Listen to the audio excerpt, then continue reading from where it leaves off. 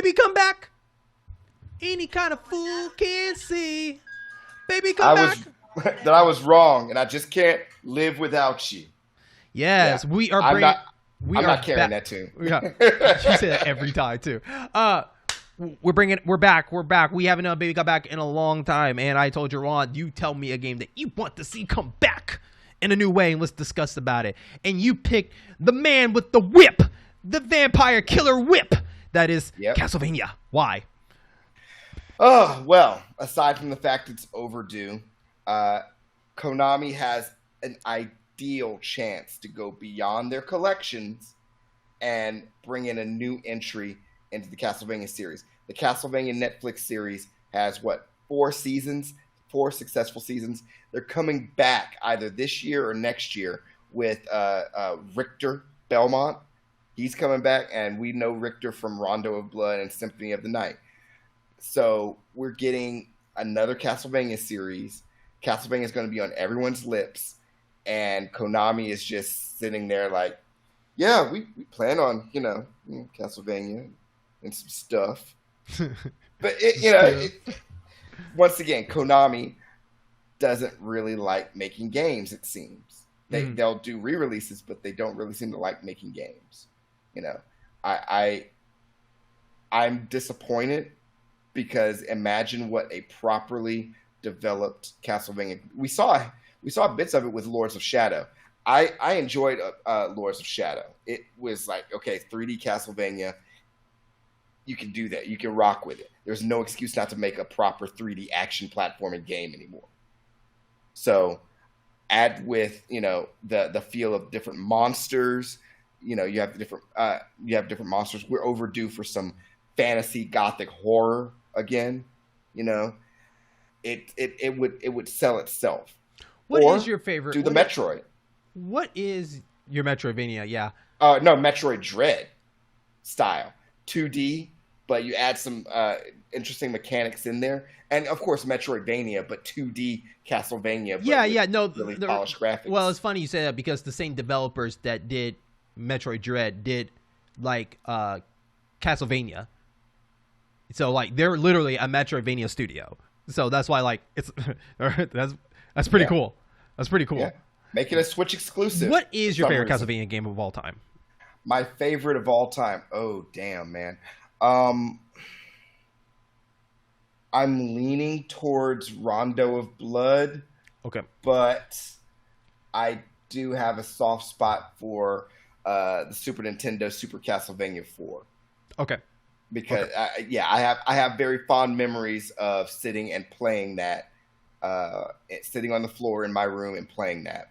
Okay. So I you know what? If you had to put a gun in my head, Super Castlevania 4, Rondo of Blood, close second. I'm probably with the rest of the bunch. Symphony of the Night is my favorite Castlevania of all time, but the close second, which if you ever listen to our episode, our Perfect 10 episode, or watch our Perfect 10 episode, I also give this game a 10 too, and that's Portrait of Ruin on the DS. Yeah. So those are my top 2 favorite. Now my guilty pleasure Castlevania, which I still never beat, that is the Sega Genesis. Bloodlines. Yeah, that's my guilty pleasure game. But man, that game is not nice to you. No, it's not. It's fair, but it's mean. Yeah. No, I agree. It's time for Castlevania. We haven't had a Castlevania in a long time. Konami announced there was some Castlevania they were going to bring back along with Metal Gear and Silent Hill, but we don't know who's doing it. We don't know when they're doing it. They might just be saying just to say, and they're like, okay, good. Now release more collections and let's move on. Release more collections and a pachinko machine. Yeah. Maybe that's what it means. More games. Yeah. Pachinko. But we did talk about it before in a recording, and we talked about what we want to see in some sort of way, or who we wanted. Or actually, I think I also talked about it with my boy Brando from the World Gaming Trade Show. We talked about what developers would like to see touch it. Because I think Konami might not. We don't know if they're doing it in-house or they might get a third party to come involved. But that's beside the point. It's been a long time. It has been a long time since Lord of Shadows 2, where if you want to count the DS version, that's the last Castlevania we ever had. But I am glad that the Advance are coming. Did come. That was awesome. I don't think we're ever going to get the DS editions because I don't think no other.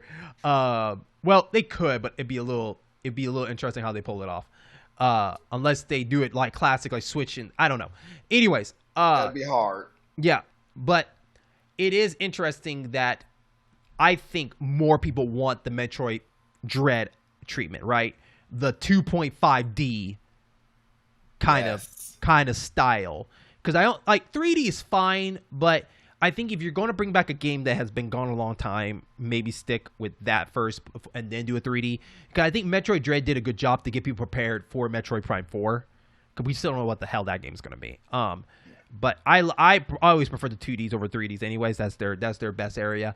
And I wonder where they want to go with the Castlevania, right? Like, do we go further into the future? Because, like, remember, we're looking at it's interesting, right? Like, Castlevania has always been a mixed bag of the first game was being in the castle, the second game was being out in the world, in towns. Third one, it was kind of back in the castle per se. The fourth one was kind of like just like the first one. Then we go into, you know, the big those are more traditional. Yeah. And then the name Metroidvania appeared in your Symphony of the Nights and, you know, all that kind of stuff where, you know, the RPG elements get pushed in a little bit. And, you know, we're seeing it more beyond that, going into different creativities in a castle, right? Like, Symphony of the Night was more of like, here's a castle, then it's upside down. You have Portrait of Ruins that it goes into. There's Metrovanias inside of a Metrovania through paintings. You know. Yeah. You know. I remember in Symphony of the Night I beat the right side up castle. And I was like, oh great, now I got to do this crap upside down. Yeah, awesome. and what a shitty way they don't tell you, and they don't really tell you that, like, hey, there's more. They'll tell you, hey, there's more to the story, but they don't really tell you really. Yet I learned from somebody to tell me. It's like I beat it. It's like, did you beat upside down? Like, upside down? You ain't done. And it's like, damn it. You didn't beat it then. You didn't damn beat it. So, like, and that was a straight phase. Even to the point where it's even harder for like Dawn of Sorrows, the sequel to Arrow of Sorrows, where the touchscreen was thing. Like, how do you do something like that? I don't know. Castlevania has always been experimental, and they always succeed in this experimental stuff. And I don't know where they want to take the next Metroid. I mean, next Castlevania. Do we go back to old school? Do we go back to the classic? You know, let's bring it back to the castle. Let's make it more fun, because, you know, Dracula always shows up like every 30 years, and we're at it again. What Belmont of the day is gonna come and fight this person? And so I mean, they've explored almost every era all the way into the future. You know, they have with Era of Sorrow, 900 or 1000, you know, AD all the way to 2035, and you know, with Aria of Sorrow and Dawn of Sorrow. Mm-hmm. So I think go back to you know 1100, things like that, and tell the tale. You know, or I wouldn't say retell, but you can kind of pick and choose what continuity you want to do, because really with all these Castlevania stories, a lot of them are legends too. If you look at them as legends, mm-hmm. Like, okay, I heard this is what happened, this clan did this and this and this, and this happened another 100 years later. Now, all those stories aren't going to be right. Now, let me throw this at you just for a suggestion. Now, not all Castlevania games had Dracula being the protagonist. I mean, the antagonist. Correct. Could we do a Castlevania game that doesn't have to involve Dracula? Maybe just a whole different experience with a new story. You can kind of halfway adapt or partially adapt season 3 and 4 of the Netflix series, except, you know, like Carmilla and her armies, you know, and her 2 or 3 sisters, 2 sisters, excuse me. Mm-hmm. No, 3 sisters. Yeah, her 3 sisters. You could have that. I mean, Castlevania Bloodlines had Elizabeth Bartley, and then you fought Dracula, but still, it had an antagonist outside of Dracula. So I think it's very possible. Even one of the 3D ones, I forgot what the title of that Curse of Darkness. You had the character, I believe, Isaac. He was basically the monster maker. He was just Hector. Hector, yeah. He was basically not a monster maker. I guess is the wrong word. He was a forge master. Yeah. And familiars were your thing, you know. So, yes. I always like that. I don't know the 3D. I had to play Curse of Darkness again. I mean, it's probably just a normal game, but it'd be interesting to see what a 2D version of that, of you doing these familiars, would be like. But that's beside the point. it's just interesting, like where you're saying go back old school. Just go back to maybe old school. Remind people what Castlevania is. And, these stories jump so much that there's still stories in between that can still be talked about. Yeah. Whether without a Belmont. I mean, in Portrait of Ruin, you're talking about Jonathan. He's the son of a character that was from the Sega Genesis one. Sorry, I keep Bloodlines. He's not a Belmont. Yeah. Eric Lecard or Quincy Morris, one of the two. Yeah. So, and they even implied that Quincy Morris is descended from Belmont. Yeah. So it's there's a lot that they could tell. They could play around the story with the timeline. People aren't terribly married to it, or they can relaunch it again like they did with Lords of Shadow. It's almost like the Zeus thing, where like who knows how many women Dracula slept with, but you can have new descendants. Like you had Alucard, that was half and half. Why not another character that can do something like that? But maybe like either a female, she could be a succubus. I don't know. But there's a lot of potential there that I think people just want to see what we're in for another Zelda game and who is making it. I think that's more important, right? Who's making it? You mean Castlevania game, not Zelda.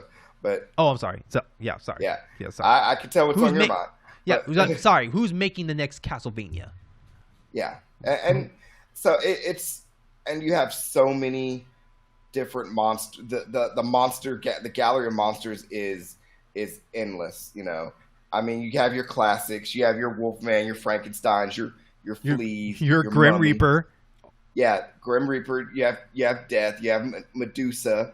You have so many different monsters you can pull from. Maybe it's new. We can pull from some additional monsters. Maybe he recruits Slender Man. I don't know. Maybe he recruits. I always loved the giant ball of dead bodies. I always thought that fights were interesting because it's like a monster inside that shoots lasers. I never understand that, but it was a hilarious fight. I always liked that fight. Is there any 2D games that you see that can help influence a direction you would like to see Castlevania go at all?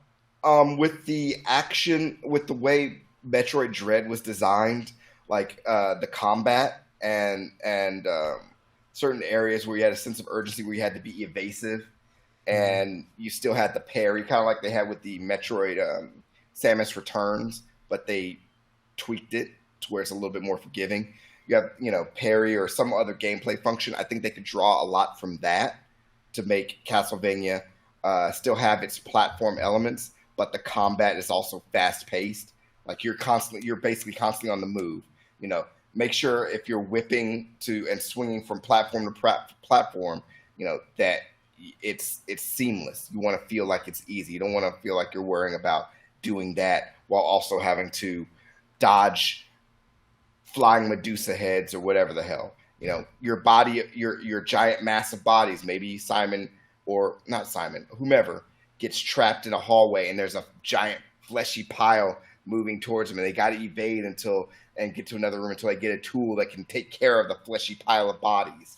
There's so many things that they could do that incorporate the Metroidvania, but also not just have it be a fancy rehash of Symphony of the Night. So that's why I really like how Metroid Dread did its thing. It was some of the old, but it was new enough to feel fresh. Now we definitely got to talk about the elephant in the room because it's a possibility. Remakes of games. Do we see Konami taking a chance on remaking? Because correct me if I'm wrong, Konami doesn't do a lot of remakes. Am I wrong about that? I don't know of a single. I personally do not know of a single remake Konami has done. They have maybe signed off like on reshelled like Turtles. I got one. I got one in mind, and that's not Castlevania, but just in general. They did a Rebirth, yeah. Twin Snakes. Yeah. They did that in conjunction with. They Silicon didn't make Knights. it. They published it. It was by Silicon Knights, but that is one exception I could think of. Yeah, I mean, they did Castlevania Rebirth, which was a reimagining of the first Castlevania. They did that with their Rebirth series, like Gradius and things like that. Okay. So there's that. But in general, no, not really. They are more of the do collections. Okay. Type. They'll do collections. Do we see that in the cards at all for any of these Castlevania titles? Do we see at least 1 through Symphony of the Night? Or better yet, do we see Limit of Innocence, the PS2 game, along with Curse of Darkness? Now, let's go ahead and throw the Castlevania 64s in the trash. Those are never going to get touched. So let's throw those out there. But what makes me mad is that if the 64 games were polished a little bit more, they actually could have been interesting. Yeah. But I could see them maybe doing a remaster of Lament of Innocence and Curse of Darkness, maybe.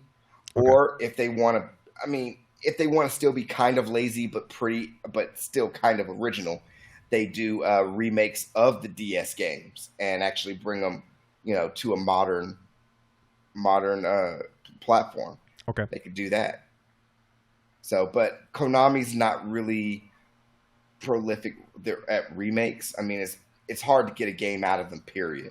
So they're, and we saw what happened when they did another Contra game. Ugh. Those are the people that Ubisoft can never can't get them to come to a party. Like, come on, man, I bought drinks and everything. I told you I'm not going out tonight. Okay, I'm not. I'm at the casino. All right, I see you in your house. I'm at the casino.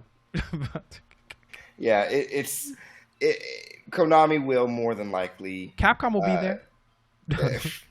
Capcom, it's crazy. Yeah. Konami will remake a Castlevania game if they feel they can get away with it. I don't think they have. I don't think that's in their culture because they are still, primarily, if not entirely, Japanese-run decisions. Everything is Japan. They still have a policy of looking forward, not looking back, with the exception of collections. So we'll probably get a new title before we get a remake. Okay, I think. All right.